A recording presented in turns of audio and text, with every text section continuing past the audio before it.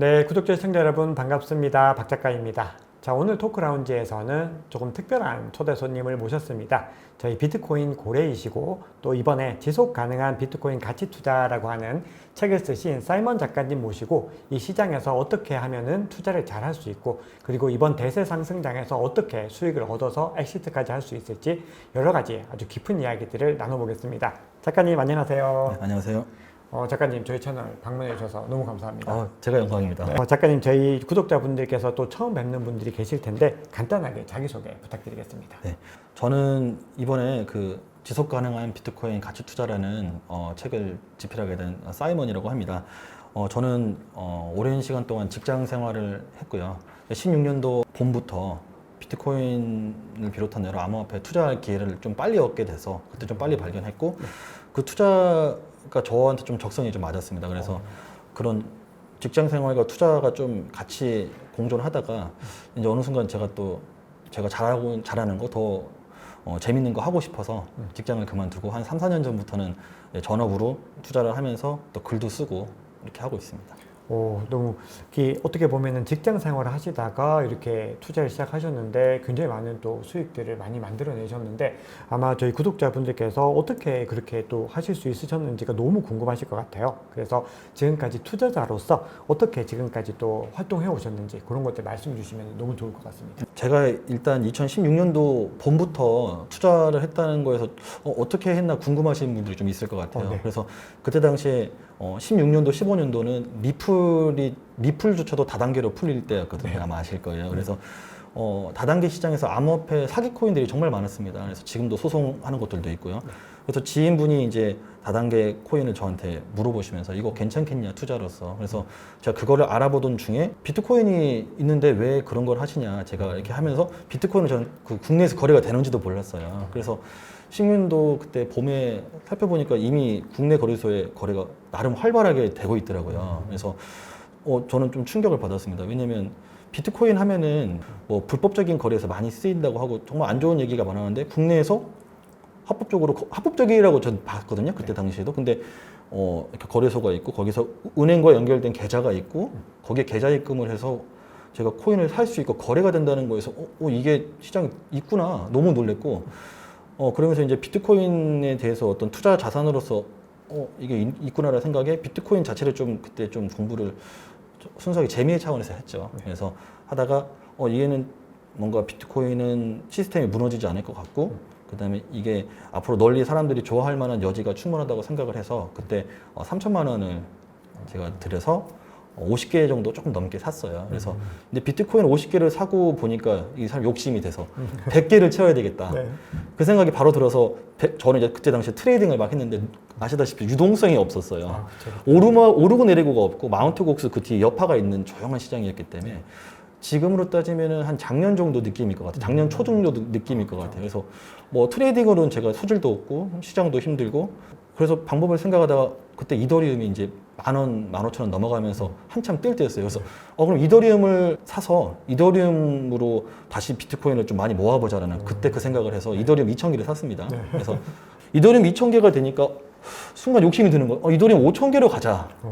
그래서 이제 이더리움 5,000개를 그래도 제가 그때 10,000원, 20,000원이니까 좀씩 그래도 월급 받으면서 샀죠. 적립식으로 샀습니다. 그런데 이더리움이 좀 오르는 거예요.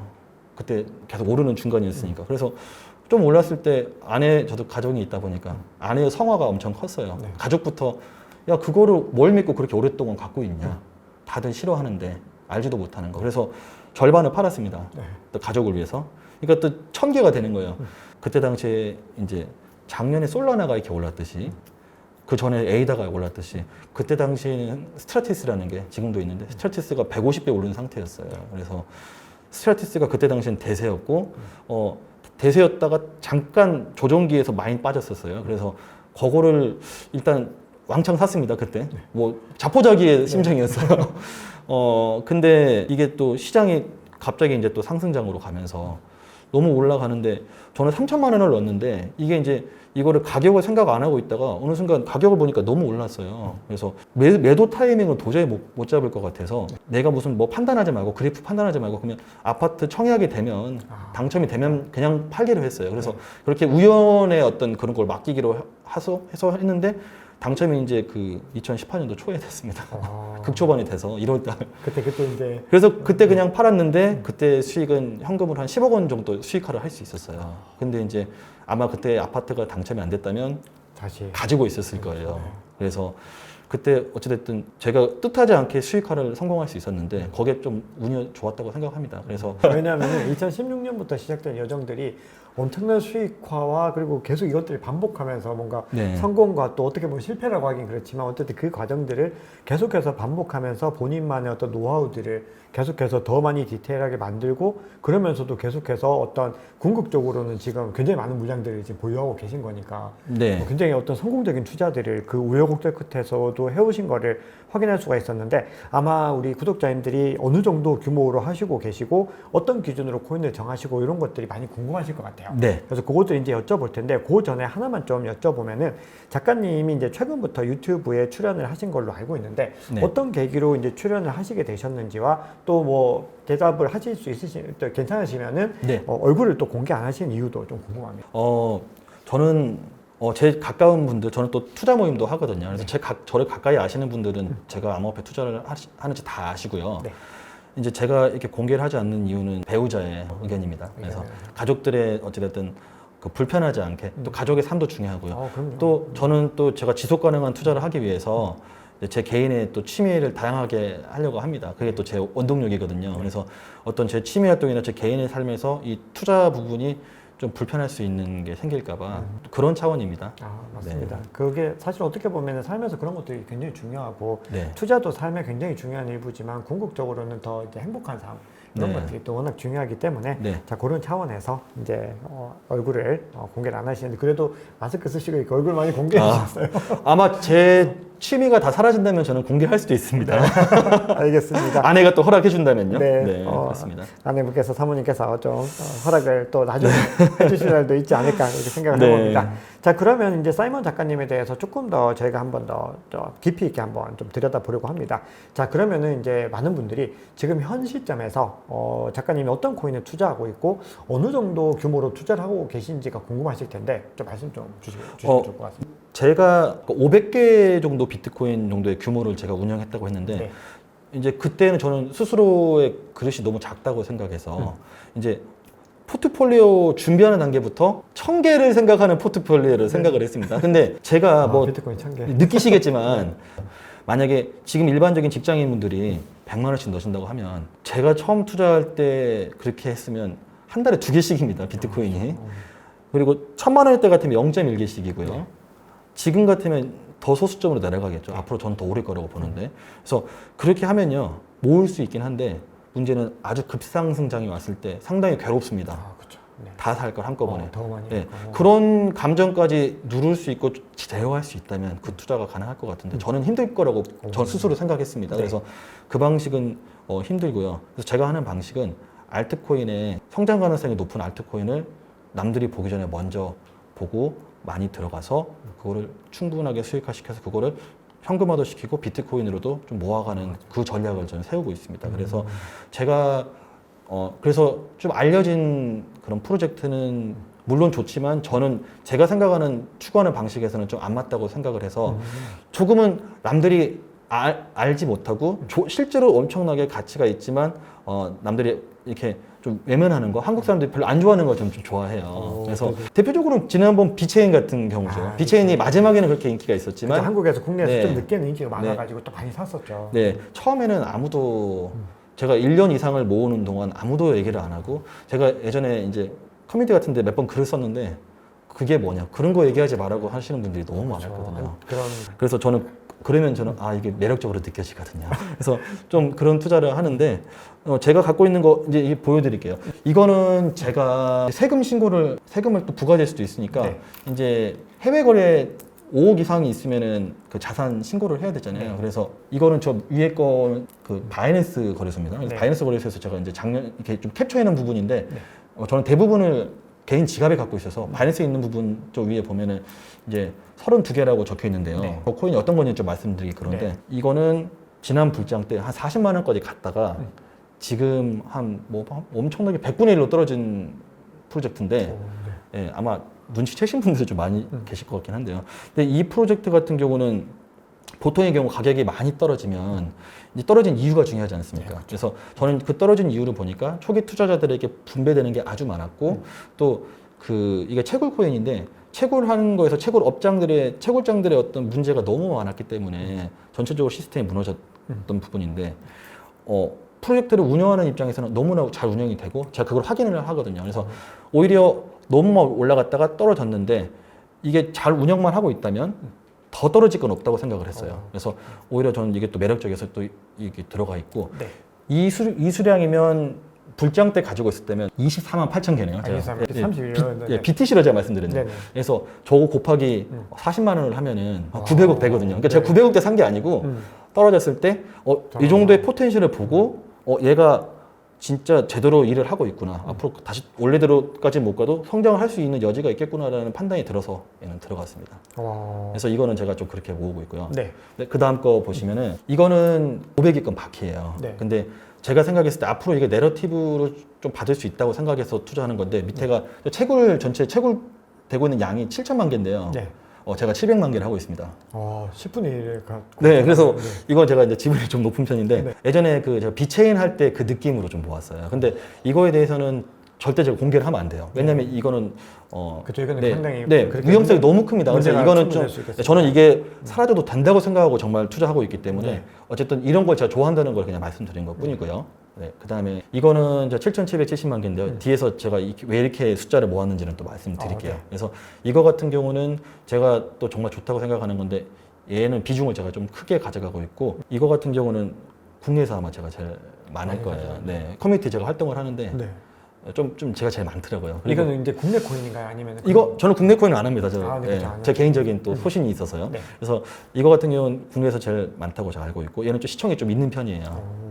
네, 그래서 이런 식으로 좀 많이 모아가는 거를 하다 보니까 그래서 고래라고 하셔서 좀 부담스럽긴 한데 고래의 방식으로 하려고 좀 노력하는 투자자입니다. 네, 아니 이 정도 물량이면은 고래라고 말씀을 드려도 될 텐데 어떤 기준으로 이렇게 투자할 코인을 정할 수 있을까? 그게 굉장히 궁금하실 텐데 네. 말씀 좀 부탁드립니다. 방금 아발란치 말씀하셨는데 아발란치가 100위권 바뀔 때 실은 투자 대상이었어요. 네, 그래서 계획을 바뀔 때. 네, 일단 저는 지금 제일 중요한 부분이잖아요. 네. 어떤 코인을 어떤 기준을 갖고 이렇게 코인을 찾냐 이건데 저는 일단 좀 남들하고 다르게 합니다. 그래서 어떤 부분이 다르냐면요. 먼저 다 덜어내는 걸 먼저 합니다. 그러니까 이 코인을 투자하면 안 된다는 이유를 찾는 거를 목표로 해서 투자를 합니다. 왜냐면요. 저는 이제 코인 투자가 스타트업 투자라고 생각을 해요. 그래서 대부분의 스타트업 투자들이 초기부터 투자금을 받아가면서 또 성장을 이뤄가는데 네. 또 요즘에 나오는 프로젝트들은 대부분 또 이렇게 스타트업의 형식을 띠면서 또 투자금을 받고 이렇게 또 상장을 해가면서 또 성장을 하기 때문에 저도 그런 쪽에 투자를 한다는 느낌으로 투자를 하고 있고요. 네. 그러다 보니까 이제 스타트업들이 뭐 통계를 보면은 제가 이게 또 보여드릴게요. 스타트업 통계를 보면은 10년에서 15년이 지나가면 90%가 다 이렇게 무너지더라고요. 잘 운영되는 거는 정말 유니콘으로 가는 건 정말 극소수인데 네.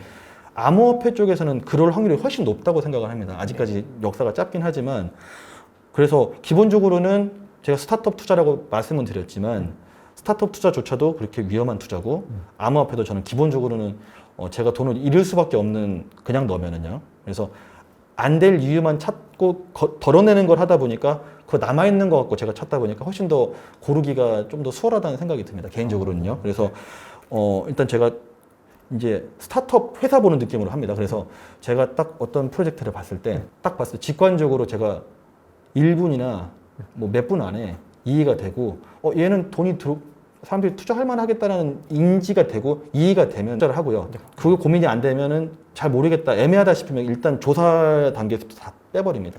다 덜어내고요. 네. 그다음 두 번째 보는 거는 이제 이 프로젝트가 다음 상승장까지도 살아있을지 계속 있을 수 있는지를 보고요. 그러니까 저는 민코인을 하고 싶어도 할 수가 없습니다. 네, 그러네요. 저도 욕심이 나는데 네. 제 기준에서 일단 거기서부터 다 걸러져요. 네.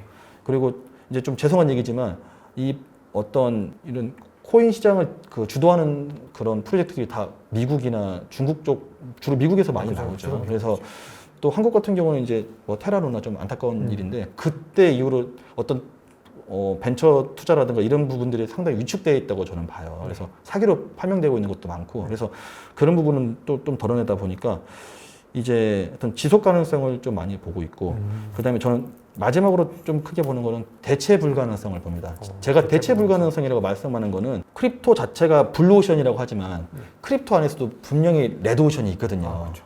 그래서 저 같은 경우에 뭐 너무나 잘 아시겠지만 이더리움 레이어 2만 놓고 봤을 때 분명히 아비트럼이 주도하는 시장이었고, 그다음에 블라스트라든가 뭐 마케팅 어떻게 해서 블라스트라든가 여러 가지 뭐 옵티미즘이라든가 여러 가지가 나와서 도전을 했는데, 지금은 이제 베이스가 또 많이 또 영향력을 펼치고 있잖아요. 그래서 이거 같은 경우는 어떤 기술적인 해자를 찾는다기보다는 어떤 대중들에게 다가가는 거라든가 유행이라든가 이런 거기 때문에 여기서는 제가 선택하기가 너무 힘들더라고요. 그쵸. 대체가 가능할 수 있다. 그쵸. 블루오션이 아니고 레드오션이라는 생각이 들어서, 이쪽도 분명히 좋고 잘하시는 분들은 투자할 수 있다고 생각하지만 이걸 알아봄으로써 제 투자 난이도가 너무 올라갈 것 같아요. 저는 그 에너지를 다른 데 쏟고 싶습니다. 그래서 이거는 제가 과감하게 이렇게 덜어내는 분야로 하거든요. 그래서 이런 식으로 덜어내다 보면은 이렇게 투자할 그러면서 제일 중요한 거, 지금 가격이 좀 싸다, 그리고 대중들이 모른다, 이 정도 기준으로 제가 걸러내고 있습니다. 그러면 네. 이제 아마 이제 또 그런 것들을 또 찾는 것도 당연히 작가님의 어떤 숙련된 노하우이고 경험이고 이런 것들이 반영이 된 걸 텐데, 네. 그러면 이제 처음에 이제 그런 걸 찾기 위해서 뭐 매일마다 어떤 여러 가지 활동들, 루틴이 있으실 텐데, 네네. 코인 투자자로서 이제 작가님의 루틴이 어떻게 돼서 어떻게 그런 것들을 찾아내는지 이런 것들이 또 궁금합니다. 네, 제가 뭐 처음에 제 소개할 때 전업 투자자라고 말씀을 드렸는데, 저도 이제 제 개인의 또 삶이 있잖아요. 그래서 아침부터 말씀드리면, 아침에 저는 이제 박작가 크립토 연구소를 항상 듣습니다. 샤워하면서 저는 듣거든요. 저희 그때 샤워하는 시간이라서 항상 이제 그걸 듣고, 그 다음에 좀 중요하다 싶은 내용들은 좀 죄송한데 캡처를 합니다. 캡처를 하고요. 이제 또 어떤 시황에 대한 뉴스들을 저는 이제 좀 보는데, 이거를 뭐 너무 열심히 보진 않고요. 이제 그냥 이렇게 스치듯이 보죠. 큰 뉴스만 보고요. 그 다음에 나머지는 또 제 그냥 일상적인 걸 하고, 저는 이제 좀 제 취미 활동으로 제가 하고 있는 게, 이제 저 아까 계속 스타트업 말씀드리는데, 스타트업 투자 이제 벤처 캐피탈 VC 같은 경우에는 스타트업들 그 기업들 IR 자료를 받아보잖아요. 그게 팜플렛식으로도 나오더라고요. 저는 이렇게 스타트업 제가 투자하는 사람으로서 이 코인마켓캡에 있는 이 랭킹이, 이 리스트가 내가 투자할 리스트고, 이 사람들은 나한테 소개를 하는 거라는 시선으로 보고 있고요. 그래서 매일 한 개씩 봅니다. 그 취미로. 네, 그냥 하루에 한 개만 봐요. 너무 열심히 할 필요도 없다고 생각하고요. 이제 일단 한번 걸러낸 다음에 이 이제 필터에 살아남은 것들이 있을 거 아니에요. 그럼 그것들 중에서 이제 제가 오늘 하루는 이걸 정해서 이제 그거에 대해서 좀 사람을 알아가듯이 좀 그런 느낌으로 좀 차분하게 보면서 투자 결정을 하는 건 아니고요. 제가 리스트에다 올려놓습니다. 후보 리스트에. 그래서 이게 이제 시장이 갑자기 떨어졌을 때 그때는 살 수 있는 기회가 오잖아요. 그래서 그 리스트 안에서 후보군에서 이제 투자를 할 수 있으니까 후보군에 올려놓는 작업을 하거든요. 그래서 뭐 즐겨찾기라고 볼 수도 있겠는데, 그런 거를 제가 또 취미로 하고 그걸 또 글로 남기는. 근데 이게 어떻게 보면은 이제 작가님이랑 이제 대화를 나눠보면은 뭔가 막 너무 조급하게 뭔가를 막 그렇게 타이트하게 한다기보다는 이 프로젝트를 좀 제대로 이해하기 위해서는 어느 정도 일단 거리도 좀 두고 시간적인 거리도 두고 그렇게 좀 계속해서 접근을 하는 부분들이 굉장히 좀 인상 깊은데, 그렇게 했을 때 뭔가 하나 이제 가장 중요한 포인트에서 뭔가 진짜 탁 끌리는 뭔가 이거는 뭔가 투자할 만한 가치가 하다, 그런 것들이 딱 들어오는 그런 것들 어떤 것들이 있을까요? 그거를 제일 쉽게 알 수 있는 방법을 또 책으로 쓰셨더라고요. 슈퍼코인이 지금 말씀하시는 것, 저는 이제 작가님 책을 꼭 사서 볼 건데요.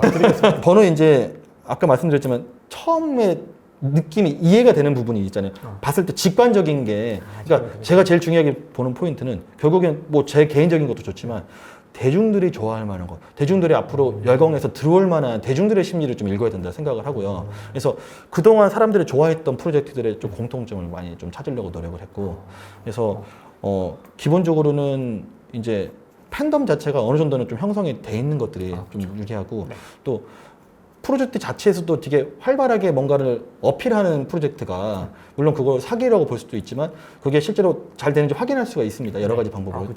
이런 식으로 검증을 해가면서 활발하게 좀 액티브하게 운영되는 그런 프로젝트에서 좀 더 기회가 있지 않을까. 그렇게 생각을 합니다. 어떻게 보면 맞습니다. 이렇게 커뮤니티의 어떤 그런 활성도라든지 네. 그리고 많은 분들이 뭐 이렇게 소문난 잔치에 먹을 것 없다거나 너무 많이 네. 막 회자되면은 인기가 없을 거라고 생각하는데 사실 크립토 시장은 반대로 가는 경우가 그렇죠. 많죠. 그렇습니다. 훨씬 네. 더 뭔가 떠들썩하면 진짜 더 먹을 게 있는 약간 그런 것들이 네. 많이 있는데 그것들이 이제 일어나기 직전 그 전부터 벌써 그것들을 좀 네. 발견해서 계속해서 좀 네. 가지고 가시는 그런 전략이라고 네. 생각할까요? 그리고 또 좀 제가 중요하게 보는 거는요. 유료 자료들이 많긴 한데요. 유료가 아닌 사이트에서도 이제 어떤 프로젝트들이 프리 A 단계부터 시드 단계부터 어떤 기업, 어떤 투자회사가 투자했는지 확인할 수 있는 사이트가 있습니다. 네. 공짜 사이트도 있고요. 네. 그러면 이제 그런 걸 확인했을 때 처음에 저는 이제 기본적으로는 어떤 코인을 투자할 때 보통 한 달에서 2달 정도 봅니다. 그래서 급등장에 투자는 못 해요. 오케이. 조용할 때 해야 되니까요. 아, 그래서 그렇게 좀 오랫동안 보는데 어떤 투자자들이 붙는 게 만약에 보인다. 그러면 그거는 투자자들이 들어오는 데는 분명히 이유가 있을 거라고 생각하거든요. 대형 투자 기관들이. 그래서 그런 부분도 조금은 참고할 만하지 않나. 현재 지금 많이 받은 투자가 아니고 만약에 추가되는 게 있다면 그런 사이트에 대한 부분도 또 기회가 되면 공개를 또. 근데 이게 또 영업 비밀이 될 수 있기 때문에 좀 네. 조심스럽긴 한데요. 네, 조금만 네. 공개해 주시면 구글 쪽에 구글에 또 서치해도 나오긴 나옵니다. 근데 네. 좀 숨겨져 있죠. 네, 또 그건 또 기회가 되면 또 네. 공유하면 좋을 것 같습니다. 다음에도 초대해서 여쭤보도록 하겠습니다. 네. 네, 그러면 이제 아까 수익 실현을 갖다 앞에서 이제 말씀을 주셨습니다. 어떻게 네. 보면 알트코인 투자는 수익 실현이 너무 중요한데 네. 이게 이제 작가님도 처음에는 뭔가 그 더 가고자 하는 그런 것들 때문에 수익 실현에서 이제 템포가 느려지는 그런 것들을 좀 말씀 주셨는데 네. 지금은 이제 어느 타이밍에 어떻게 하시는지가 궁금합니다. 아, 저는 이제 포트폴리오를 많지는 않지만 몇 개로 가른다고 했잖아요. 근데 네. 그때 수익 실현에 대한 부분도 생각을 하고 포트폴리오를 짭니다. 아, 그래서, 처음부터? 네. 그래서 조금은 제가 조금은 단기로 수익 실현을 해야 될 게 있고 저는 스테이킹을 좀 적극적으로 활용하는 편입니다. 그래서 네. 스테이킹을 활용하는 게 스테이킹이 다 기본적으로 많이 지분 증명이 너무나 흔한 프로젝트의 어떤 한 방식이잖아요. 네. 그래서 뭐 큰 수익을 부가적으로 얻는 용도라기보다는요. 제 수익화를 할 때 어떤 프로젝트들은 어떤 이자로 나오는 어떤 스테이킹 수익 부분을 매도를 해가면서 조금 제 매도 욕심을 좀 줄일 수도 있고 제 타이밍을 제가 주도적으로 끌고 갈 수 있기 위해서 네. 특정 부분은 스테이킹 할 수 있는 거 위주로 분명히 구성을 하고요. 또 특정 부분은 절대 안 팔 거. 아, 그래서 절대 안 팔 거. 비트코인 같은 거라든가 뭐 제가 생각했을 때 이거는 모아가야 괜찮겠다. 그리고 이게 어떤 인프라로서 이 시장이 계속 사이클이 바뀌고 옮기들 이렇게 하더라도 쭉 살아남을 것 같다. 저는 이더리움도 그 중에 들어간다고 생각은 합니다. 가격이 오른 것과 상관없이요. 네. 그래서 그런 프로젝트들을 또 처음 포트폴리오 짤 때부터 이렇게 수익 실현을 염두에 두고 짜고 있습니다. 잘 알겠습니다. 자, 그럼 결국은 그런 수익 실현을 통해서 또 더 하락장에 오면 비트코인을 더 추가적으로 매집해가는 전략을 생각하고 계신 건가요? 결국은? 네, 맞습니다. 제가 했던 좀 특징 중에 한 개가요. 그 수량에 집중을 하는 부분이 있습니다. 네. 그래서 네. 제가 이제 7이나 8을 참 좋아합니다. 네. 그래서 그게 뭐 미심적인 것도 있긴 한데요. 네. 그렇게 하는 이유가 있습니다. 그래서 만약에 10을 모으잖아요. 네. 100, 1000, 만을 모으면요. 그 코인과 사랑에 빠집니다. 팔 수가 없습니다. 아. 완벽한 10에서 9나 8이 되면요. 그 다음에 쭉 팔아버리는 거는 너무나 쉽게 이루어지더라고요. 그렇죠. 심리적으로 좀 그렇죠. 네, 그렇습니다. 심리 그래서 그런 것도 좀 네, 있죠. 저는 이제 매수할 때도 10까지 잘 안 모으려고 하고요. 그래서 팔 때도 마찬가지인데요. 제가 7이나 8을 모으면요. 저는 애초에 선택하는 단계부터 이 5 부분은 이 장이 끝날 때까지 가져간다. 파는 게 아니라고 생각합니다. 그래서 2나 3 정도에서 모든 수익을 다 낼 정도로 일찍 들어가려고. 그래서 하락장이 있어야 되겠죠. 네, 맞습니다. 네. 그래서 그때 모은다는 게 목적이기 때문에 그렇게 숫자에 집착해서 그런 제어를 해가면서 일단 매도를 하고 있습니다. 수익화 할 때요. 네, 잘 알겠습니다. 네. 자, 그러면 지금 시점에서는 이제 우리 투자자분들이 봤을 때 대략적으로 전체 사이클에서 뭐 어느 정도에 있다고 보시나요? 일단 저희 이 투자의 역사가 길지가 않잖아요. 네. 그래서 많은 분들이 이 지난번 사이클, 지지난번 사이클 불장 그거를 참고해서 얘기를 말씀 많이 하시는데 네. 또 뒤에서 나오겠지만 이제 현물 ETF가 또 미국에서 출시가 되면서 기관 투자가 너무 많이 들어왔고 변수가 너무 많이 생겼다고 생각을 합니다. 네. 그리고 또 많은 분들이 아시듯이 이제 그 반감기로 인해서 줄어드는 물량 자체가 줄어들었잖아요. 네. 그래서 6개가 줄었다가 이제 3개가 줄었잖아요. 네. 3점 몇 개가 이제 그렇게 주는 시기니까 그 반감기의 영향도 분명히 줄어들고 있다고 보고 있고 네. 그래서 이제 과거의 어떤 기준을 갖고 얘기하기는 좀 어려울 것 같고요. 네. 오히려 저는 이제 앞으로 이 사이클이 이렇게 작은 사이클이 계속 연결되면서 우상향할 거라고 봐요. 그래서 그렇게 보고 있기 때문에 네. 지금의 어느 정도의 위치인지를 말한다고 하면 저는 또 알트코인 주로 하는 사람이기 때문에 네.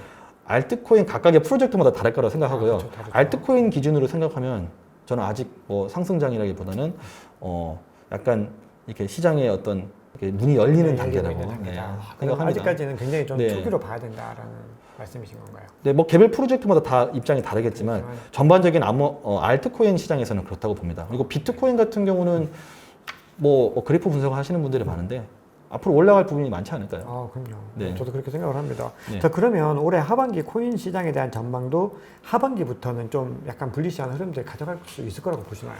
일단 저는 이 하반기 예상을 할 때 제일 중요한 게 한국 투자자들이 전 세계의 어떤 암호화폐 시장에서 어느 정도의 영향력을 가지고 있느냐가 중요하다고 생각을 해요. 네. 그래서 이 말씀 드린 이유가 과세 부분입니다. 그래서 올 말 안에 한국 투자자들은 수익을 완전히 수익 실현을 하고 내년부터 안 해야지라고 하시는 분이 참 많아요. 생각보다 많더라고요. 예, 어떻게든 연말에 승부를 투자를 끝내려고 하시는 분들이 대부분입니다. 근데 아시겠지만 업비트나 뭐 빗썸이나 뭐 우리나라 뭐 이런 거래소들의 거래량이 전 세계 상위권이잖아요. 최상위권인데 바이낸스에서 KYC를 아마 확인해 보면 한국인들이 상당히 많을 거라고 생각합니다. 많죠. 저만 해도 바이낸스 아주 헤비하게 이용하는데요. 네. 그래서 한국인들이 어찌됐든 프로젝트를 개발하는 팀에서나 어떤 투자회사에서도 한국에 어떤 한국인들이 들어왔을 때 한국에다가 어떻게 보면 수익 실현을 하려고 하는 분들이 많잖아요. 그래서 저는 되게 속상한 부분인데 네. 한국인 어찌됐든 그런 한국인들의 이런 과세에 대한 부분들을 분명히 인지하고 있을 거라고 저는 믿고 있고요. 네. 그러면 그런 세력들이 봤을 때 그런 기관들이 봤을 때 한국인들은 연말까지 오른 가격에 다 팔고 나가는 거를 자기들한테는 좋을 게 하나도 없지 않겠습니까? 그렇죠. 그래서 분명히 그거를 막는 쪽으로 이 약간 시나리오가 흘러가지 않을까. 그래서 생각을 제가 이제 그냥 개인 의견입니다. 대선이랑 금리 인하가 또 하반기 때 저는 있을 거라고. 대선 확정이 돼 있고요. 네, 대선 이제 11월 달에 네. 있고요. 금리 인하가 그 전에 한 번이 분명히 있을 거라고 저는 예상을 하고 있어요. 네. 뭐 많이들 이렇게 예상하시는데 그때는 가격이 안 오르고 싶어도 오를 수밖에 없지 않겠습니까? 그렇죠. 그래서 그때 많이 오를 거라고 생각을 하고요. 이제 저는 대선 결과가 나오면 어느 분이 되든 가격이 많이 떨어질 거라고 봐요. 그러니까 지금 나오는 공약들도 청사진이잖아요. 그렇죠. 네. 근데 이거를 약속을 했으니까 지킬 거라고 하지만 정치인들의 약속을 어떻게 믿겠습니까? 그리고 미국에서는 암호화폐 전체 시총 해봐야 금의 5분의 1밖에 안 되는데 그걸 제외한 대부분의 자산과 관련이 있는 대선 후보들이 대부분의 자산에 있는 그 의견을 이렇게 받아들이지 않고 암호화폐 쪽으로 이렇게 밀기는 힘들 거라고 생각을 해요. 물론 어떤 인프라적인 거나 법안 자체가 좀 좋아질 수 있지만 가격을 올릴 정도의 그런 걸 만들기 힘들 거라고 생각해요. 그래서 그런 부분이 있기 때문에 저는 대선 직후에 좀 떨어질 거라고 봅니다. 그래서 개인 투자자들은 많이 올랐을 때 못 팔고 많이 떨어져도 못 팝니다. 그래서 많이 올랐을 때 그러니까 대선 앞두고 그때는 11월 달이고 10월 말에 오를 거라고 예상을 하는데 그러면 연말까지 시간이 있잖아요. 데드라인이. 그럼 못 팔 거라고 생각합니다. 이게 이대로 안 갈 수도 있죠. 근데 저는 이 시나리오를 대비하고 투자하는 것과 그냥 막연하게 긍정적으로만 생각하고 투자하는 건 분명히 차이가 있을 거라고 봐요. 맞습니다. 저도 사실 대선을 기점으로 해서 부대낌에 대한 부분들은 분명히 좀 염두에 둬야 되는 부분들이고, 그러면 이제 작가님께서 보셨을 때 올해 이제 최고 상승장은 일단은 하반기에는 상승 랠리들을 좀 시작을 그렇습니다. 하고, 네, 저는 그리고 이제 네. 10월 말 그 대선 기점으로 정점을 찍고 네. 가격이 이제 내려갈 가능성에 대한 부분들을 일단 1차적으로 염두에 두고서 이제 플랜을 세워보자라는 건데, 네. 그럼 그렇게 갔을 때 요거는 뭐 지극히 개인적인 관점일 수밖에 네. 없는데 네네. 최고 가격 비트코인 기준으로 얼마 정도 보시나요? 큰 사이클 아니고 작은 사이클로 갈 거라고 말씀드렸는데 그 기준으로 봤을 때는 저는 20만 달러 이상은 그래도 갈 거라고 봅니다. 20만 달러. 네, 30만 달러까지 갈지는 저는 정확하게 모르겠지만 네. 제가 보는 관점에서는 그렇습니다. 그리고 알트코인은 예상이 너무 힘들죠. 그렇죠. 네. 알트코인들이 되게 예상은 네. 사실은 예측이 조금 무의미한 수준이 네. 있어서 일단 비트코인 다음으로 앞서 작가님께서 이더리움도 네. 장기 투자가 가능하고 계속해서 모아나갈 만한 가치가 있는 자산이다. 네네. 이렇게 말씀 주셨는데, 자 그러면은 이제 이더리움 같은 경우는 현물 ETF 이슈가 지금 이제 가장 코앞에 네. 다가와 있는데, 현물 ETF가 나왔을 때 뭐 어떻게 또 움직이게 될지에 대한 부분들과 이후에 다른 알트코인도 뭐 ETF로 그렇게 네. 상장이 될 가능성이 있는지 또 어떻게 보시나요? 제가 책에서 서문에 썼습니다. 어떻게 썼냐면요. 비트코인 현물 ETF에 대해서 너무 역사적인 순간이라고 이렇게 저는 평을 하고 제가 그걸 보면서 책을 출판할 자신감을 얻었어요. 그 이유는 뭐냐면 금융으로 들어왔다고 저는 확정이 됐다고 생각을 합니다. 네. 그래서 제가 어디 투자 모임을 가도 암호화폐를 갖고 있는 걸 증빙할 때 다른 분들 다 주식 갖고 있고 어떤 금융자산 채권을 보여주는데 저 암호화폐를 보여드리면서 인증을 받을 때 조금 마음이 무거웠어요. 금융이라고는 하시는데 제가 생각했을 때 이게 좀 긴가민가 했는데 이제는 당당하게 더 말할 당당하게. 네, 저는 말할 수 있다고 생각하고요. 네. 그래서 그런 부분에서 이제 비트코인 현물 ETF 자체가 저는 이게 예상하시던 분도 있었겠지만 저는 정말 예상하지 못했고요. 네. 그래서 이제 어떻게 보면 기존 금융권에 편입이 된 상태이기 때문에 이미 변수가 생겼다고 생각합니다. 그래서 많은 분들이 비트코인이 특별하다, 이더리움까지도 특별하다고 얘기하시고 그 다음 코인들은 아직 선물 ETF도 안 나왔는데 무슨 현물 ETF냐라고 말씀을 하시고 안 될 거라고 하시는 분도 꽤 많거든요. 네. 근데 저는 그렇게 할 거였으면 비트코인 ETF조차도 생길 필요도 없었다고 생각합니다. 그러니까 애초에 변수가 생겼기 때문에 네. 변수에 그 다음에 생기는 변수들은 너무나 쉽게 생기거든요. 이미 균일이 생겼으니까요. 그렇죠. 그래서 근본적으로 그러면 왜 이런 증권사나 기존 금융권에서 ETF 상품을 만드냐고 봤을 때 저는 기존의 대형 거래소들이 가져가는 그런 엄청난 거래량을 기존 금융권들이 좀 나눠 갖자고 하는 그런 느낌으로 보고 있거든요. 그래서 그런 부분에서 분명히 어떤 ETF가 좀 큰 프로젝트들 위주로 좀 앞으로 들어오지 않을까 추가적으로 그렇게 좀 맞습니다. 예상을 해보고 있습니다. 그러면 이제 개별 종목을 뭐 여쭤보긴 좀 그럴 수도 있는데 뭐 다들 많이들 이제 예측하는 뭐 솔라나나 뭐 도지코인, 리플 뭐 이런 프로젝트들일 거라고. 저는 개인적으로 민코인이 섞여 있어서 되게 안 좋긴 한데 분명히 민코인도 들어올 거라고 봐요. 네. 왜냐면은 이제 아시는 분들은 아실 거예요. 지금 대형 어떤 투자기관들이 민코인에 직접 투자하는 게 있더라고요. 그럼요, 맞습니다. 꽤 네. 많습니다. 그래서 제가 좋아하는 것과 제 취향과는 상관없이 돈이 되면 움직이는 시장이기 때문에 얼마든지 가능하다고 보고 있고요. 네. 근데 이제 물론 순서는 있겠죠. 명분도 필요하고요. 네. 그래서 명분 때문에 이더리움이 전 들어갔다고 생각을 해요. ETF가. 왜냐면 이자도 안 들어가니까요. 그렇죠. 가장 뭐 합리적이다. 네. 잘 알겠습니다. 자, 그러면 이제 앞서 말씀 주셨던 부분들에서 이제 어떤 특정한 코인들 중에서 또 민코인도 말씀 주셨는데 기관들이 민코인 투자에서 마이너스 많이 보고 있더라고요. 그렇죠. 그래서 기관들도 민코인 투자를 그렇게 쉽게 할 수 없다라는 걸 네. 우리가 알 수 있는데 자, 그러면 이제 지금 너무 민코인이 막 펌핑을 하다 보니까 네. 다들 지금 다른 것보다도 민코인에다가 너무 폼을 느끼고 계시는데 네, 맞습니다. 자, 거기 네. 이 상황에서 이제 아무래도 민코인을 투자한다는 거는 개인이 했을 때 너무 어렵기 때문에 네. 그보다는 이제 조금 더 이제 근본적인 가치가 있는 어떤 섹터들을 조금 더 고민해 본다면은 네. 또 어떤 것들이 있을까 한번 고민을 해볼 수가 있는데 네네. 작가님이 현재 가장 주목하고 계신 알트코인 섹터 궁금합니다. 뭐 방금 말씀드렸지만 ETF 상품으로 만들어질 후보군들은 분명히 관심을 가져야 된다고 생각을 합니다. 네. 그래서 그 후보군과 또 관련된 주변 또 인프라들이 생태계들이 있잖아요. 네. 그래서 그것도 같이 보시면 좋을 것 같고요. 네. 또 지금 제가 개인적으로 보는 거는 비트코인 관련 생태계입니다. 이제 뭐 스택스를 비롯해서 네. 여러 가지 또 비트코인의 기능이라든가 비트코인의 또 사용 비용이라든가 이런 여러 가지 이더리움의 레이어 2가 있듯이 네. 비트코인에도 그런 또 시도가 많잖아요. 그렇죠. 지금 뭐. 그런데 아무래도 그동안은 비트코인 자체에는 중국계 자본들이 많이 아무래도 더 들어와 있었고 네, 맞습니다. 이제 물론 스택스는 미국계 자본이라고 볼 수도 있겠지만 그러다 보니까 아직까지는 좀 잠잠한 느낌이 들죠. 근데 비트코인이 본격적으로 움직이기 전에 비트코인이 가격이 움직이기 시작할 때 아무래도 비트코인과 직접 관련된 여러 가지 프로젝트들이 분명히 좀 빛을 볼 거라고 생각을 합니다. 그래서 또 말씀드려보면 지금 이더리움 관련돼서는 이더리움의 이자 수익을 극대화시킬 수 있는 또 예치 프로그램들이 또 많이 나오거든요. 네. 그런데 비트코인은 아직 그런 게 좀 많지는 않습니다. 아직까지는 예, 시작이죠. 많지는 않습니다. 그리고 또 좀 뭐라 그러죠? 이더리움에는 원래 어떤 이자 시스템이 있지만 비트코인은 그런 게 아니고 채굴을 하는 건데 추가적인 수익을 받는 거에 대해서 상당히 좀 보수적으로 접근을 해야 된다고 생각을 하고요. 네. 안 나오는 건데 어찌됐든 억지로 만들어서 어떻게든 만들어서 수익을 주는 그렇죠, 거잖아요. 연결시키는 그래서 거죠. 지금 디파이 부분에서 디파이는 CFTC나 SEC나 다 싫어한다고 언론에서 나오는데 그래서 디파이 대신 C파이를 같이 붙여서 이제 얘기를 많이 하잖아요. 네. 그래서 C파이는 중앙화된 건데 그래서 디파이나 C파이는 저는 C파이는 더 싫어할 거라고 생각을 하긴 하는데요. 어찌됐든 좀 그런 부분에서 어떤 또 틈이 생긴다면 또 투자할 만한 또 여지가 있지 않을까. 그래서 저도 좀 안 된다고 생각하고 부정적인 시선으로 바라보면서 그래도 좀 알아보고 있습니다. 그래도 가장 그래도 어떤 가능성이 있고 뭔가 그래도 새로운 시도로서 네, 그래도 여기에 아직은 블루오션이라고 생각합니다. 네, 잘 알겠습니다. 자, 그러면 앞서 이제 스택스 말씀을 주셨고 이제 비트코인 생태계를 좀 주목해야 된다고 말씀 네네. 주셨는데 요거는 이제 특정한 코인을 여쭤보긴 저도 조금 부담스럽긴 한데 네. 그래도 이제 혹시 이제 주목하고 계시는 현재 가장 좀 그래도 이 코인은 좀 공부해볼 만한 가치가 있다. 이렇게 보시는 코인 프로젝트가 좀 있으실까요?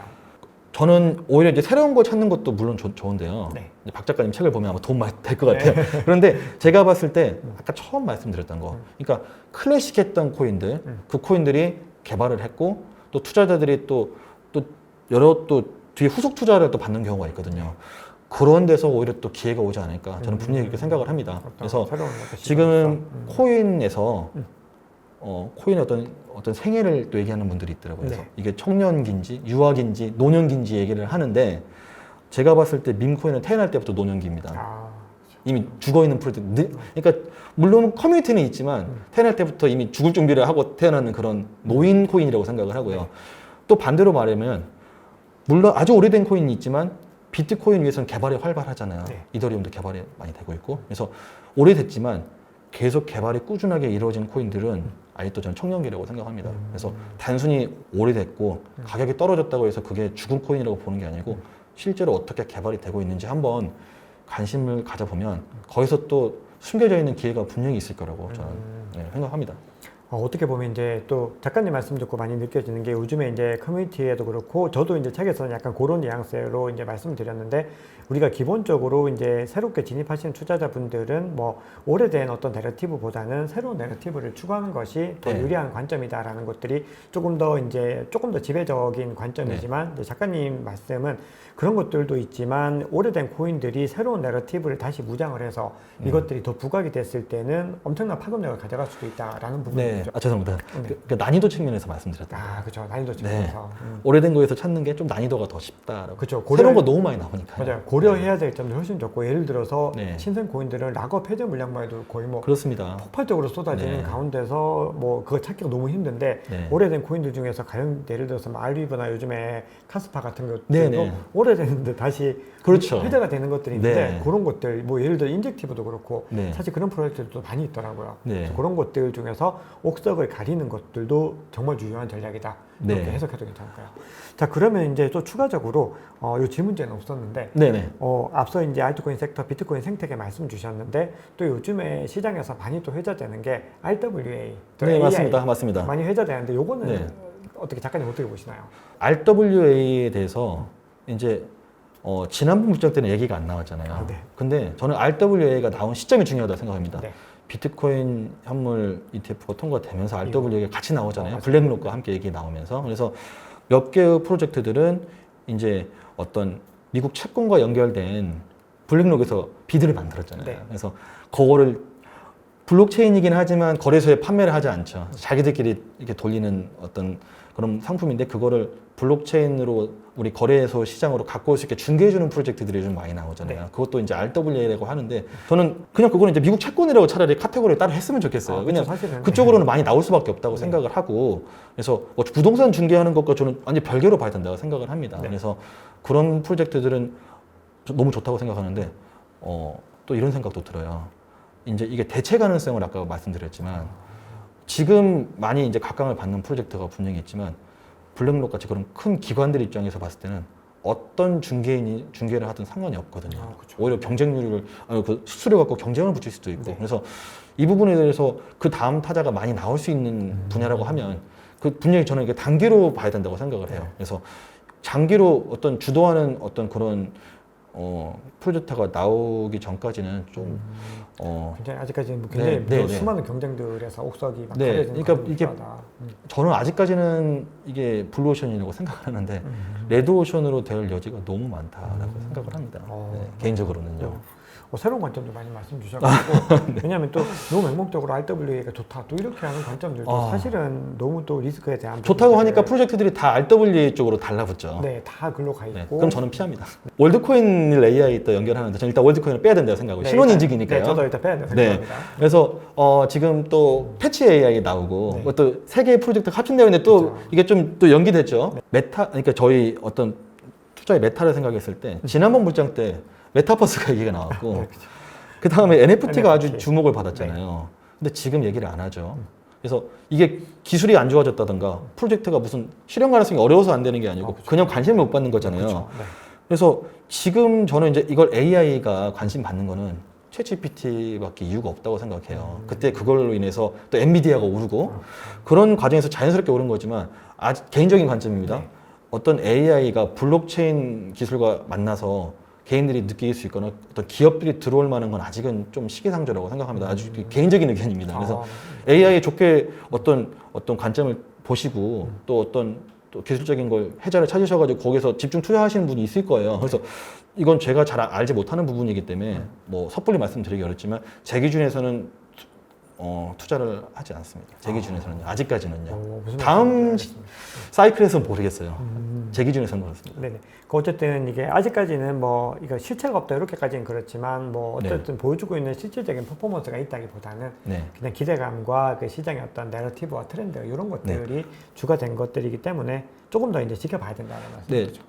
그러니까 그렇습니다. 그 챗GPT를 말씀드렸지만 챗GPT 말고도 여러 가지 그 생성형 AI가 많잖아요. 그런데 그것이 대중의 침투율이 얼마나 되는지는 또 봐야 될 것 같아요. 전문가 집단에서는 많이 쓰실 거예요. 아마 네. 글을 쓰거나 어떤 작곡을 하시거나 그런 쪽에서는 쓰시겠지만 번역하시는 곳이나요.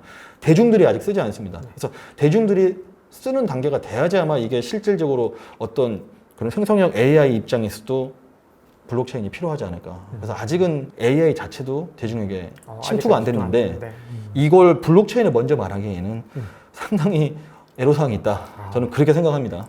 잘 알겠습니다. 소신 발언입니다. 소신 발언님 감사합니다. 그러면 이제 저희 어떻게 보면 이제 투자와 관련된 부분들 질문들을 또 굉장히 많이 나눴는데 새로운 어떤 관점에 대해서 하나 좀 여쭤보고 또 이 책에 대한 얘기들도 좀 나눠야 되니까 이제 책 소개로 이제 좀 책에 대해서 어떤 깊이 있는 이야기들 나누기 전에 과세 관련된 걸 좀 여쭤보고 싶은데 내년에 이제 과세가 될 수도 있다. 여러 가지 뭐 그게 비과세가 얼마나 될지 이런 것들도 아직까지 확정되진 않고 뭐 여러 가지 이야기들이 나오는데 코인 투자 수익 세금에 대해서 어떻게 보시나요? 저는 투자를 좀 일찍 시작했고 아주 운이 좋아서 수익을 좀 많이 거뒀다고 생각을 하는데요. 좀 과분한 또 행운이었다고 생각합니다. 그래서 저는 제가 세금을 셀프로 내고 있었어요, 사실은요. 저는 법인을 만들었고 법인 자본금을 계속 넣고 있었습니다, 법인에. 그래서 보통 1억 넣을 때마다 한 90만 원 정도 비용이 들거든요. 그래서 그 비용을 내면서 셀프로 세금을 내가면서 이제 어떻게 보면은 이게 나중에 암호화폐로 큰 수익을 얻은 분들은 나중에 이제 세무조사 같은 또 분명히 우려가 있기 때문에 좀 미리 대비하는 차원도 있고요. 근데 기본적으로는 뭐 많은 분들이 좀 수익을 못 내신 분들은 이게 듣기 불편하실 수 있겠지만 이제 소득이 있는 곳에 세금이 있는 거는 피할 수가 없다고 생각합니다. 그래서 암호화폐 쪽에 대한 뭐 국가의 어떤 지원도 없고 손실에 대해서는 보장도 안 해주면서 왜 세금만 부과하냐고 하시는데 실질적으로는 범죄 수익에 대해서도 세금을 부과하기 때문에 이제 범죄자들한테도 세금을 제일 먼저 청구하러 간다고 하더라고요. 경찰보다 먼저 간다는 얘기가 있는데 특히 미국 같은 데서요. 그래서 이제 이런 부분에서 세금 분명히 피하기는 힘들 거라고 생각을 해요. 저희가 원하든 원치 않든. 그래서 어떤 식으로든 이제 다만 저도 이제 봤을 때 250만 원 공제는 너무 좀 과하다. 그래서 그리고 또 22%까지 지방세 포함해서 그것도 너무 과하다. 그리고 이게 건보료까지 오른다고 하더라고요. 너무 과하다 생각을 합니다. 그래서 이제 뭐 정부 입장에서는 분명히 이렇게 또 뭐 이유가 있겠죠. 그런데 이런 부분들을 조금 이게 인재 생겨나는 시장이니까 또 우리 국가 경쟁력 차원에서라도 좀 암호화폐가 좀 발전하기 위해서 이 산업이 발전하기 위해서 조금 이런 투자 활성화도 조금은 고려해 주셨으면 좋겠다 그런 개인적인 의견입니다. 자, 그럼 이제는 저서 관련돼서 이제 좀 여쭤보려고 합니다. 제목이 굉장히 좀 멋있습니다. 지속 가능한 비트코인 가치 투자라고 이제 지으셨는데 자, 요 의미 굉장히 궁금합니다. 보통 이제 암호화폐 투자 자체에서 지속 가능한이란 말과 가치 투자란 말이 되게 생소합니다. 이거 싫어하시는 분도 있고요. 무슨 가치 투자를 해? 근원적인 가치가 없는데 이렇게 말씀하시잖아요. 그래서 또 지속 가능하지 않지. 하락장이 되면 먼저 팔아야지 상승장에서 그 생각을 하시는데 이제 저는 어떻게 보면 제 철저한 그 자기 반성에 의해서 이 책을 썼거든요. 그래서 제가 지속 가능하지 않은 투자를 했고 가치 투자를 배제한 투자를 했기 때문에 이제 좀 제가 원하는 죄송합니다. 제가 수익을 내긴 냈지만 그래도 아쉬운 부분이 분명히 있었기 때문에 그런 개선하기 위해서 이 책을 썼고요. 그럼 비트코인이 왜 들어가 있냐? 그러면 뭐 서두에 말씀드렸지만 저는 비트코인을 모으기 위해서 알트코인 투자를 적극적으로 한다고 분명히 말씀드렸고 비트코인만 투자하시는 분들, 비트맥시라고 하시는 분들은 저 같은 사람들 정말 싫어하셔요. 저 이해합니다. 근데 투자는 어찌됐든 그 결과물이 중요한 거지. 네. 그 방법은 다 인정해줘야 된다고 맞습니다. 생각을 해요. 그래서 다만 좀 너무 위험한 방법으로 이렇게 투자하는 거는 좀 지양해야 되겠지만, 그래서 저는 어찌됐든 그런 이렇게 생각을 갖고 이 책을 썼고 네. 또 그렇게 투자를 또 하고 싶습니다. 결국은 비트코인이 가장 가치 있는 투자다. 그리고 맞습니다. 궁극적으로 종착점이라고 저는 생각하고 있어요. 너무 좋습니다. 자, 그러면 이제 많은 분들이 저희 채널 구독자님들은 이제 대부분 비트코인의 가치에 대해서 인정을 하고 계시는 분들이 거의 대부분이실 텐데 비트코인이 무너지지 않을 것이다라고, 그러니까 절대 무너지지 않는 어떤 지속 가능한 가치 투자 대상이 가능한 가장 근본적인 이유는 뭐라고 보시나요? 일단은 전 두 가지 측면에서 얘기하고 싶어요. 그래서 기술적인 측면에서는 이제 채굴을 하는데 양자 컴퓨터가 나오면 51% 공격당해서 네. 무너질 거라고 하는데, 저는 이렇게 생각합니다. 양자 컴퓨터가 나오면 채굴 난이도가 올라가잖아요. 그렇죠. 네. 채굴 속도 빨라질 테고, 네. 그러면은 10분마다 한 번씩 조절하잖아요. 네. 난이도를. 난이도를 올리겠죠. 네. 그럼 채굴 난이도가 올라가면 그만큼 또 그래픽 성능이라든가 여러 가지 또 어떤 그렇죠. 주변 저 양자 컴퓨터로 그 채굴하는 상황이 되겠죠. 저는 그렇게 생각합니다. 그래서 맞습니다. 이제 이 균형점을 찾아가면서 올라갈 거기 때문에, 그러면 이 균형점을 깰 정도로 엄청난 자금을 넣어서 누군가가 해킹하면 어떠냐 이렇게 얘기할 수 있는데, 그렇게 할 수 있는 주체가 누굴까요? 암호화폐가 무너져서 비트코인이 무너져서 득볼 수 있는 사람이 있습니까? 그러니까. 그 비용을 써서 이미 미국도 지금 ETF를 만들었는데, 네. 그래서 그 생각 끝에 생각해 보면은 비트코인을 무너뜨릴 수 있는 세력은 없고 자본이 없고 또 기술적으로도 상당히 어렵다. 그래서 기술적인 측면에서는 그렇게 또 생각을 했고요. 또 두 번째로는 민코인 얘기가 나왔지만 비트코인 자체가 제일 오래되고 강력한 민코인이라고 생각해요. 처음 생겨날 때 전송 기능만 있었잖아요. 지금의 민코인과 기능이 비슷합니다. 네.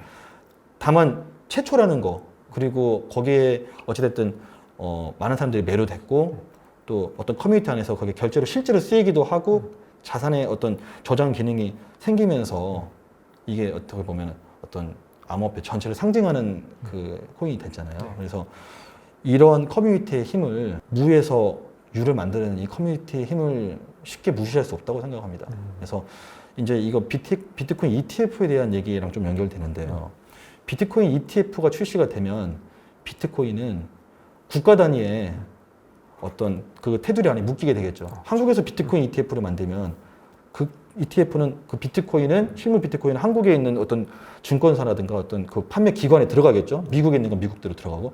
그거는 어떻게 보면 정부 입장에서 이제 암호화폐를 통제할 수 있는 권한이 생기는 거잖아요. 맞습니다. 그래서 암호화폐 쪽, 특히 비트코인 쪽에서 어떤 커뮤니티를 운영하시는 분들은 그런 분들 상당히 감정이 오묘할 거예요.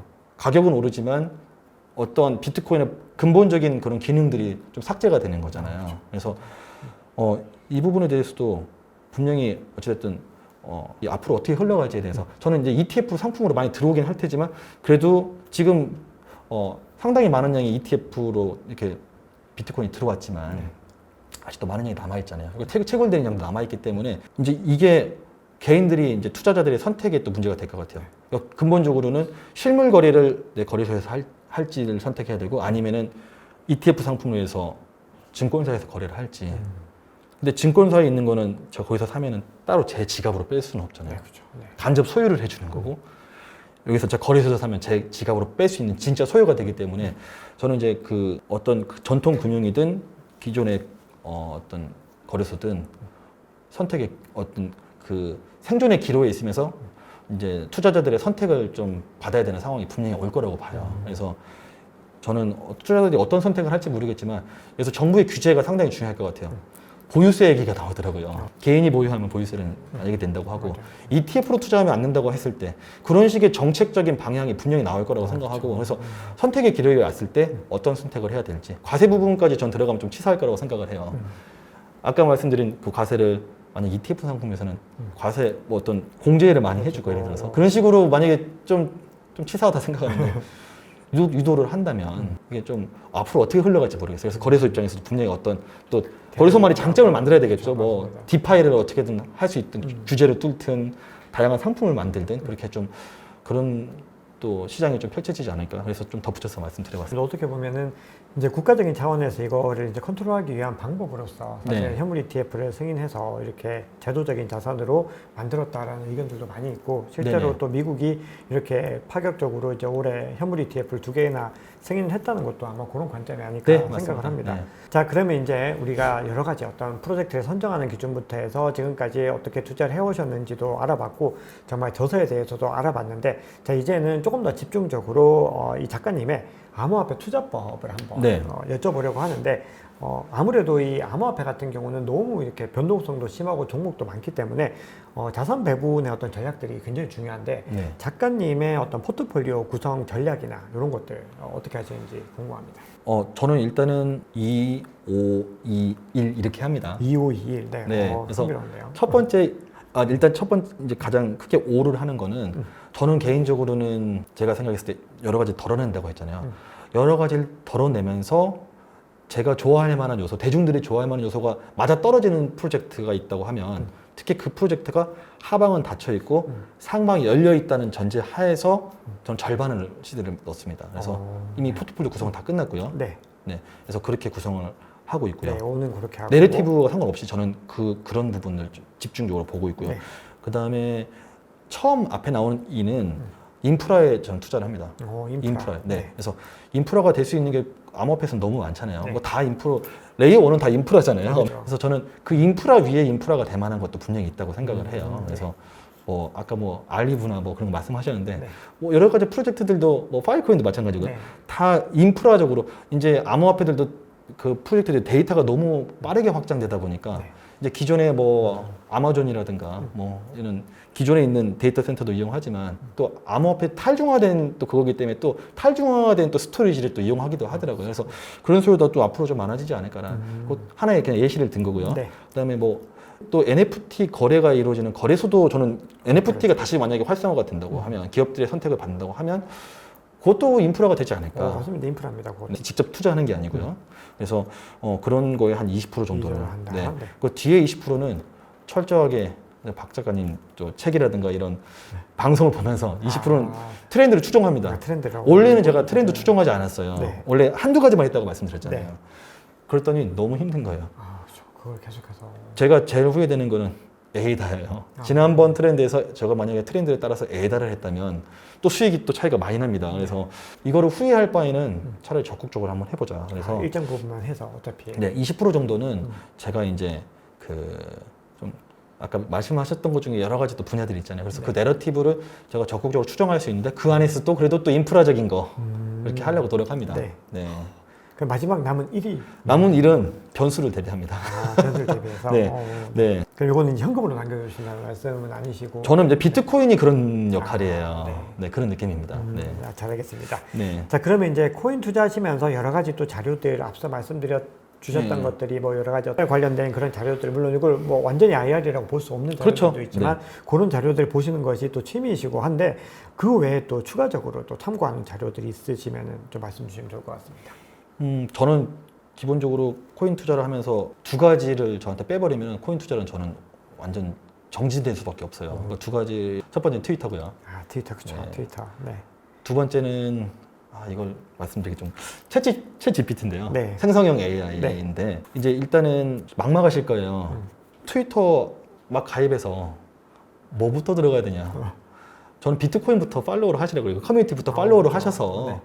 그러면은 이제 알고리즘이 다 있잖아요. 네. 알고리즘이 강하잖아요. 근데 트위터에서의 알고리즘은 관련된 걸 넣어줍니다. 광고조차도 제가 코인 쪽으로 팔로우를 하면 코인 관련된 광고를 띄워주더라고요. 그리고 코인 관련된 인플루언서들이 뜨고요. 그래서 트위터 안에서의 어떤 알고리즘을 제가 만들어내면 그리고 또 걸러내다 보면 제가 좋아하는 프로젝트들이 몇 개 있을 거 아니에요. 네. 그럼 그런 프로젝트를 넣다 보면 정말 신기하게도 그런 프로젝트 위주로 알고리즘이 생겨요. 맞습니다. 네, 그래서 그 알고리즘을 만들면은 어떤 투자의 실마리가 나오지 않을까. 그리고 그러한 것들에 대해서 검증의 차원에서 저는 챗 GPT를 좀 사용합니다. 그래서 챗 GPT에 대한 어떤 사용에 대한 부분은 이제 아까 침투율이 되게 낮다고 했잖아요. 그래서 실제로 이용하시는 분들이 거의 없을 거예요. 뭐 좋은지는 다 알죠. 네. 그래서 어떻게 이용해야 되는지 그런 부분들도 제가 기회가 된다면 좀 이렇게 좀 다뤄볼까 해요. 제 블로그든 어떤 또 책이든. 그래서 이런 부분들은 한번 연구를 해보실 만한 가치는 있다고 생각을 해요. 되게 유용한 방법이고 사실은 네. 이게 제가 리서치 회사에 계신 분들도 네. 많이 여쭤봐도 많은 분들이 트위터가 워낙 좀 대중적으로 이용되다 보니까 네. 트위터에서 정보를 얻을 수 있을까 이렇게 또 생각하시는 분들도 계신데 네. 그런 리서치 전문가들도 처음에 가장 유의미한 정보를 네. 얻는 루트로는 트위터가 어떻게 보면 거의 제일 중요하다라고 얘기를 하거든요. 네네. 왜냐하면은 글로벌 환경에서 여러 가지 어떤 정보들이 소개될 수 있는 가장 좋은 루트가 결국은 네. 트위터가 될 수밖에 없다라는 부분들이라. 어떤 프로젝트든 선택하셔서 찾아보시는데 트위터 공식 계정이 없으면 투자 그냥 안 하셔야 됩니다. 아, 맞습니다. 그 정도잖아요. 네, 그 정도 그래서, 중요합니다. 네. 네. 그래서 트위터와 챗GPT를 통해서 기본적으로 이제 첫 번째 어떤 가이던스들을 만들어내시는데, 그럼 코인 투자에서 어떤 이제 코인 투자를 하다 보면은 앞서도 리스크를 많이 말씀 주셨는데 그 중에서도 이제 작가님 생각하시는 가장 큰 리스크는 무엇이고 그 리스크들을 어떻게 관리하시나요? 가장 큰 리스크는 욕심이죠. 욕심이다. 네. 자만심이고요. 내가 정말 잘한다는 생각이 들면 이제 눈과 귀가 막히죠. 그래서 지금은 그래도 좀 그나마 이성적인 판단할 수 있는 시장인데 경험해 보셨잖아요. 비이성적인 시장이 흘러갔을 때 그쵸. 어떤 일들이 생기는지. 그래서 일단 투자 목표를 계속 이렇게 상기하면서 투자하면서도 결국엔 내가 수익을 내는 거긴 하지만 내 삶을 또 지키는 또 투자, 행복하기 위한 투자니까 그런 욕심을 제어하면서 수익화를 하는 부분들이 상당히 못하는 게 큰 리스크죠. 네, 그래서 그게 또 리스크고 또 더 중요한 거는 전 지루함이라 생각합니다. 맞네요. 네. 전 지루함입니다. 왜냐하면 암호화폐 시장이 정말로 변동성이 크다고 하지만 조용할 때가 많잖아요. 맞습니다. 지금도 계속 네, 조용하고 조용하면서 떨어지잖아요. 그러면은 어떤 일이 생기냐면요. 이제 도파민이 나왔잖아요. 이미 너무 즐겁고 재밌어요. 변동성이 절어 있는데 제가 조용해졌을 때 뭔가 해야 될 것 같은 느낌 있잖아요. 맞아요. 안 해야 될 걸 하게 돼요. 맞아요. 선물 투자 저는 그래서 한다고 생각합니다. 저는 선물 투자를 행주 짜는 거라고 생각을 해요. 젖어 있으면 젖어 있는 대로 짜면은 많이 어떠한 손해가 떨어지고 또 투자자들 손해를 말하는 겁니다. 마른 행주에서도 짜요. 근데 이렇게 짜든 롱이든 숏이든 너무너무 쉽기 때문에 개인들이 너무 힘들다고 생각하고 그 지루함을 못 이겨서 어떠한 거를 찾아서 한다는 거는 어떤 투자를 위한 투자가 돼버린다.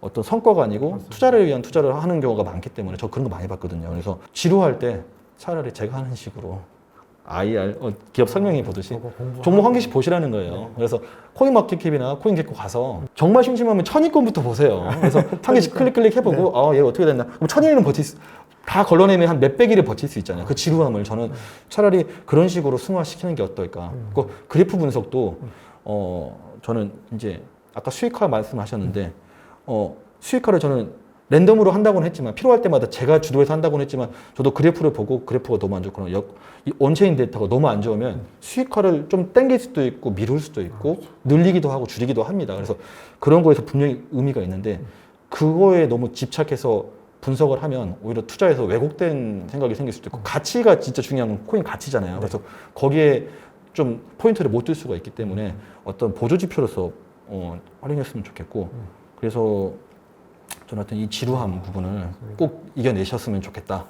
오히려 가족과 함께 더 시간을 보낼 수 있는 기회로 삼으시는 게 훨씬 낫지 않을까 생각합니다.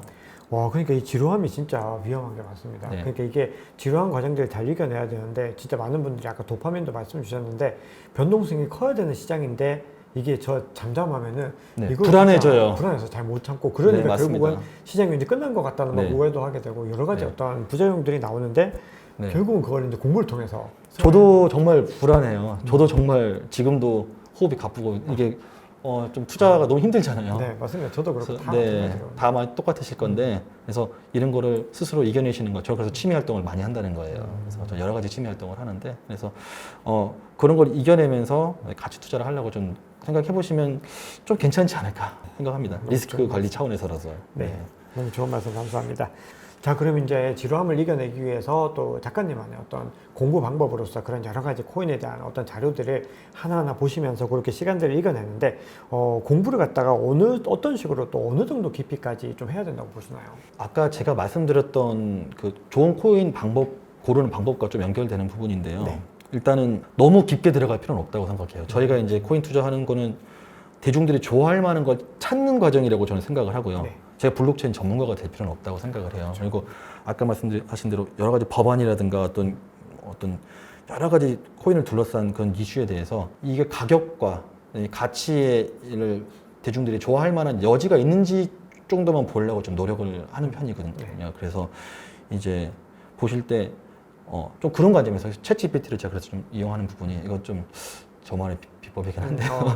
어떤 정보를 넣었을 때 그래서 이게 가격에 어떤 영향을 미칠지에 대해서 분명히 확인을 하는 질문을 하거든요. 그래서 그 근거 자료도 봤고요. 그래서 좀 그런 식으로 좀 좁혀서 그리고 필요하다 싶은 분야, 그러니까 정말 이 암호화폐 프로젝트에서 이게 대중들이 좋아할 만한 거에만 집중해서 좀 깊게 들어가고 그 외의 격까지는 조금 안 봐도 좋지 않을까. 그리고 뭐 너무나 잘 아시겠지만 어떤 코인이 선택을 받을 때 기술력이 제일 좋다고 선택받는 건 분명히 아니잖아요. 그래서 어떤 상징성이라든가 커뮤니티의 파워라든가 그다음에 어떤 편의성 같은 거 그런 것들 또 어떤 프로젝트와 서로 또 연결되어 있는지가 훨씬 더 중요한 부분이기 때문에 오히려 그 어떤 한 프로젝트에 너무 깊게 들어가서 공부하는 거는 오히려 저는 또 좀 방해 요소가 될 수 있지 않을까. 오히려 그럴 수 있죠. 그래서 좀 오히려 넓게 공부하는 게 그래서 걸러 내더라도 넓게 보려고 하는 게 좀 낫지 않나. 그리고 직관적으로 다가오지 않으면 투자 안 하면 되니까요. 맞습니다. 네.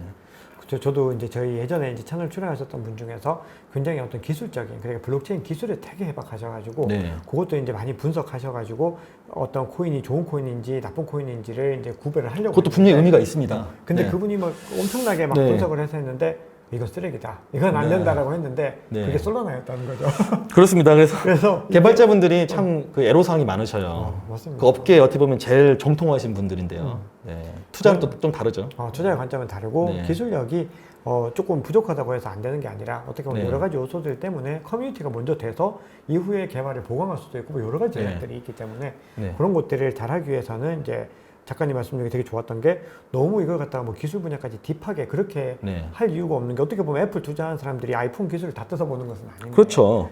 그런 관점으로 좀 해석할 수 있을 것 같습니다. 그리고 오히려 정말 깊게 봐야 되는 거는 그 코인 주변의 그 스토리입니다. 그래서 전 솔라나에서 정말 재밌다고 느낀 게 저는 솔라나 놓쳤어요. 근데 그 이유가 FTX 거래소가 솔라나를 많이 가지고 있었잖아요. 근데 그 스토리를 보면은 이제 FTX 거래소 많이 쓰니까 다 팔아서 갚아야 되네. 그럼 솔라나 다 팔겠네라고 생각하고 단순히 생각하고 투자를 안 했는데 저는 이렇게 FTX 이 처리하는 과정이 이 소송이 길어질지 몰랐어요.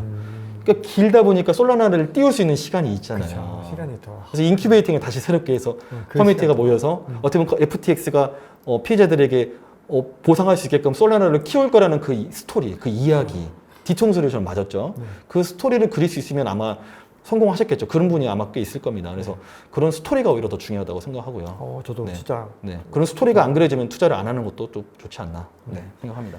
저마다 어떤 이것도 하나의 또 방법론이고 이런 것들이 하나씩 다 좀 쌓이면서 이제 어떤 투자의 본인만의 가이드들을 만드실 수가 있는데 자 그러면 이제 저희 이제 마무리 질문 전에서 이게 마지막 질문인데 앞서 작가님이 어떤 우량한 어떤 코인들을 선별하기 전에 먼저 거를 걸 먼저 거르는 전략이다. 이게 굉장히 좋은 관점이신데 그러면 이 코인이 사기 코인인지 아닌지 즉 스캠 여부를 판단할 수 있는 절대 투자하면 안 되는 코인 여부를 판단할 수 있는 그 기준 어떤 게 있을까요? 뭐 잠깐 말씀드렸지만 트위터 계정이 없으면 일단 안 하셔야 되고요. 트위터 계정. 지금 이게 제일 쉬운 방법은요. 그러니까 지금 아까 말씀드렸지만 이 모든 대부분의 저 스타트업 하는 친구들 좀 투자 모임에서도 만나고 또 미국에서도 마찬가지고 스타트업 하는 분들이 단순히 스타트업만 하면 외부 투자를 받지만 본인들이 토큰도 발행하고 싶어 합니다. 그러니까 어떤 프로젝트든 지금 나오는 프로젝트는 다 온라인 기반이잖아요. 다 연결돼 있고 어떤 특정 제품만 분절적으로 만드는 스타트업이 아니잖아요. 대부분 다 그렇기 때문에 블록체인과의 연결고리를 다들 만들고 싶어 하는데 이제 한국 같은 경우는 그런 투자자가 없잖아요. 블록체인을 전문적으로 투자하는 그 큰 기관들이 잘 없지만 미국에는 많죠. 그래서 그런 어떤 스타트업조차도 다 블록체인을 연결시키고 싶어 하기 때문에 그러면 저희는 이제 또 그렇게 연결돼서 만들어진 많은 그런 프로젝트들이 공개가 투명하게 돼 있습니다. 그래서 그런 투명하게 공개되는 걸 보고 저는 이제 이렇게 봐요. 이제 예전 같으면 어떤 개발자라든가 어떤 그런 운영자들이 빨리 럭어풀을 하고 빨리 수익 실현하고 도망간다고 하는 걸 많이 봤는데 요즘에 어떤 트렌드는 자본이 먼저 모이고 정말 유명한 스타 어떤 개발자들이 초빙되는 식으로 들어온다고 저는 봐요. CEO 제 초빙하듯이요. 그렇죠. 그래서 네. 그런 개념으로 보는 게 맞는 거라고 생각을 하고 그런 식으로 흘러가기 때문에 오히려 그 개발자들이 중요한 게 아니고 그 초기 투자자들이 어떤 식의 선택을 하는지가 훨씬 중요할 거라고 생각을 해요. 그래서 일단 어떤 그런 여러 가지 확인될 수 있는 부분에서 안정적으로 확인이 된다면 쉽게 이 프로젝트가 무너지진 않을 거라고 생각을 해요. 특히 요즘 나오는 프로젝트에서는요. 근데 그런 게 확인이 안 된다. 그러면 일단 의심의 눈초리를 좀 갖고 보셔야 된다고 생각을 해요.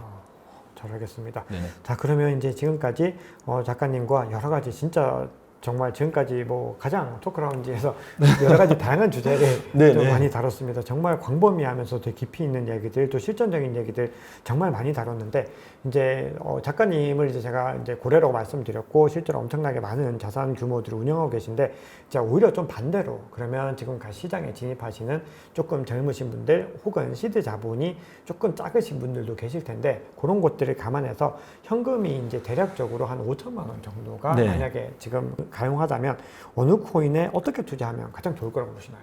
근데 이 구독자분에 따라서 상황에 따라 다르잖아요. 네. 그래서 일단은 평범한 직장인의 기준으로 제가 말씀을 드린다고 네네, 하면요. 좋습니다. 일단 수익을 실현을 해야 되잖아요. 네. 많은 수익을 거둬야 되고 떨어질 리스크가 없어야 된다고 생각합니다. 그래서 정말 저는 이게 뭐 개인적인 아주 정말 개인적인 의견이고 제가 제 친지들에게 정말 가족한테 소개를 한다면 네. 저는 파이코인 얘기할 것 같습니다.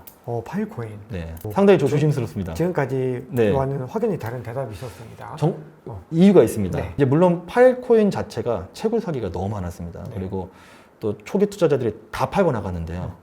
아니, 다 팔았는지 모르겠어요. 근데 많이들 배분이 돼버렸기 때문에 가격이 너무나 많이 처참하게 빠졌어요. 처참하게 네. 빠졌죠. 저는 오히려 거기서 기회가 있다 생각합니다. 제가 보는 관점에서 일단은 떨어질 리스크는 없다. 네. 왜냐하면 이게 운영이 되고 있으니까. 운영이 잘 되고 있고 일단 굉장히 많이 확장이 되고 있는 것은 수치로 확인이 됩니다. 네. 이거 저도 클라우드 서비스를 이용을 하고 있어요. 다 있습니다. 그 라이트하우스라고 되어 있죠. 네. 실제로 한번 써보시고요. 이런 걸 확인을 좀 해보셔야 돼요. 제가 뭐 말씀드렸지만 이거는 안 오를 수도 있는 거잖아요. 그래서 아까 제가 말씀드렸던 그런 기준에서 이거는 사기라고 생각하고 이거는 진짜 투자하면 안 되는 건데 내가 한 번 더 이걸 확정을 지어서 투자하면 안 되겠다고 하는 그런 느낌으로 리서치를 하시길 바랍니다. 그래서 거기에서 만약에 통과가 된다. 그러면 아마 투자 가치가 좀 있지 않을까. 저는 오히려 안 오르는 게 제일 큰 리스크다. 파이코인에서는. 그래서 그 정도면 5천만 원만 딱 투자할 수 있다고 하면 누군가한테 엄청 큰 돈일 수 있지만 그 돈을 가지고 투자한다고 했을 때는 가장 경쟁력이 네. 있다. 오히려 돈이 더 많다고 하면 또 다른 거 선택할 수 있을 것 선택할 수 같아요. 있지만 네. 어쨌든 좀 작가님 같은 경우도 막 예전에 양계장 투자법 말씀 주셨지만 지금은 네. 그런 방식보다는 좀 유의미한 코인에 유의미한 물량을 투여해서 무의미한 수량을 갖다가 확보하자라는 전략을 가져가시는 거니까 네. 5천만 원을 막 세부적으로 쪼갠다기보다는 그냥 파일 코인에 투자하는 것이 그래도 상대적으로 이건 절대로 추천이 아니다. 절대 추천은 아닙니다. 저도 많이 갖고 있지 네, 않습니다. 절대 추천 아니지만 네. 지금 어떤 퍼포먼스적인 부분들과 지금 현재까지 가격이 빠진 것들, 그 네. 성장세를 봤을 때는 가능성이 개인적으로 있는 것 같다. 이렇게 정리가 될까요? 지속 가능한 가치 투자라는 거에서 그나마 부합할 수 있다고 생각해서 말씀드린 거고요. 네. 이게 오른다고 저는 자신 있게 말씀드릴 수는 없지만 네. 저는 이런 차원입니다. 그냥 한번 내가 자세히 알아볼 만한 리스트에 넣을만 하다. 이 정도까지만 말씀을 드릴게요. 네, 네. 잘 알겠습니다. 이게 투자로 매력을 못 느끼신다면 투자 안 하셔야 됩니다. 네. 네.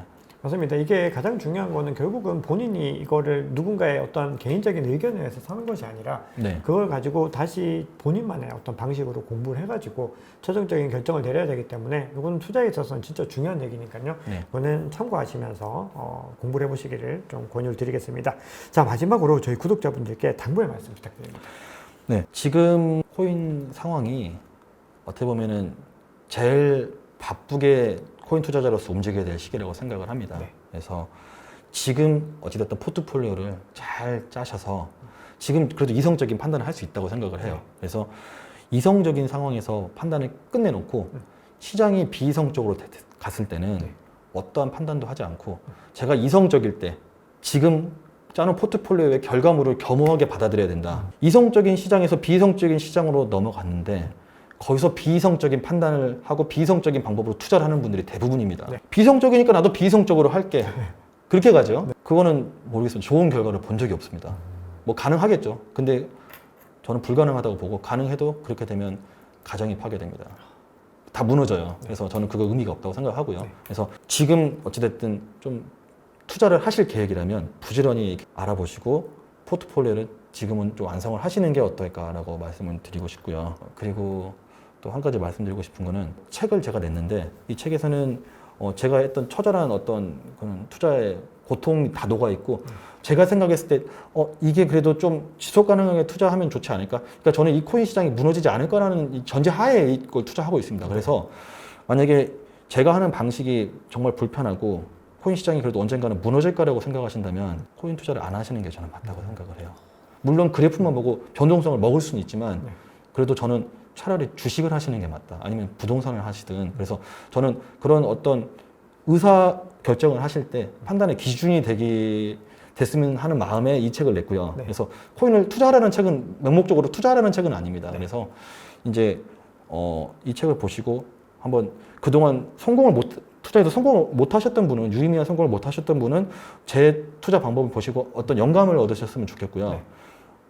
그다음에 투자를 이거 보시면서 정말 하면 안 되겠다라는 판단이 드실 수 있다고 하면 저는 이 책이 제가 책 낸 보람이 충분히 있을 것 같아요. 네, 여기까지 좋은 말씀 너무 감사합니다. 네. 제가 이제 작가님 말씀드리면서 이게 진짜로 이 책을 많은 분들이 어떻게 보면은 진짜 정말 많은 분들이 읽으면서 공감하실 수밖에 없을 거라고 생각합니다. 왜냐하면 어떻게 보면은 평범한 어떤 회사원에서 출발해서 진짜 엄청 많은 어떤 자산들 그리고 고래에 어떤 준하는 그런 어떤 자산들을 갖다가 지금 계속해서 운영하고 계시는데 여기에 어떤 기록들이 지금 나와 있는데 지금 목차 보시면은 정말 거기에 대해서 어떤 자세한 어떤 방법론과 더불어서 굉장히 어떤 자세와 태도에 대한 부분들도 많이 소개를 하고 계시니까요. 우리 구독자님들도 한번 읽어보시면은 투자에 정말 큰 도움이 될 거라고 생각을 합니다. 오늘 나와주셔가지고 또 정말 새로운 얘기들 그리고 네. 진짜 투자자들이 실질적으로 굉장히 많이 또 뭔가 마음의 울림이 될 수 있을 만한 얘기들 많이 나눠주셔가지고 너무 감사합니다. 저희 다음에 또 기회 될 때 한 번 더 모실 수 있으면 좋겠습니다. 네. 제가 이 책은 상승장에서는 인기가 좀 없을 거예요. 오히려 지속 가능한 가치 투자가 관심사가 아닐 수 있다고 생각해서 저는 이렇게 조용할 때나 하락장에 또 나올 수 있으면 좋을 것 같습니다. 네, 알겠습니다. 네. 그때 꼭 초대해서 같이 얘기 나누면 좋겠습니다. 네, 지금까지 지속 가능한 비트코인 가치 투자 저자이신 사이먼 작가님과 긴 시간 동안 유익한 인사이트를 많이 나눠봤습니다. 지금까지 긴 시간 동안 또 함께 해주셔서 너무 감사합니다. 네, 지금까지 박 작가 사이먼 작가님과 함께한 박 작가의 토크 라운지였습니다. 감사합니다.